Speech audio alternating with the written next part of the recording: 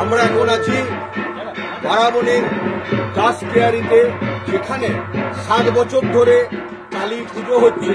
আর আজকে আমরা এসেছি এই দাস কেয়ারি কালী পুজো মণ্ডপে, যেখানে অভিনেতা দেব সহ অনেকেই আসছেন এবং গ্রামের মানুষরা চায় এই ধরনেরই এনজয়মেন্ট। আর এই পুজোকে আমরা জেলার সেরা পুজো ঘোষণা করলাম।